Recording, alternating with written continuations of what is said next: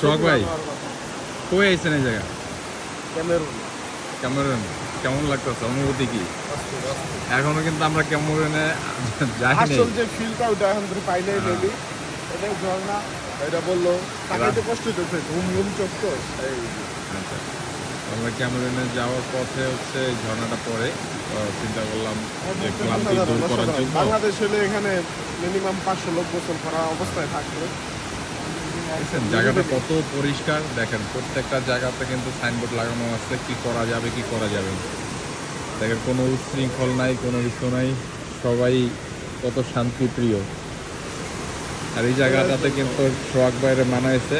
আমি ভাবছি কি সোহাগ বাইরে বলছি কি যে আশেপাশে একটা জায়গা কি না, এখানে একটা ঘর ঠর বানাই দিতে হইবে সোহাগ বাইর লেগে। সোহাগ বাইর নাকি এই জায়গাটা খুব পছন্দ হয়েছে।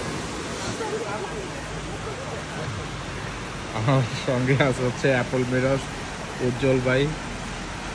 তারা আর পানিতে এখানে নিজেদেরকে আটকে রাখতে পারলো না, বললো যে ঝর্ণার পানিতে মুখ ধুইতে হবে যেভাবে হোক।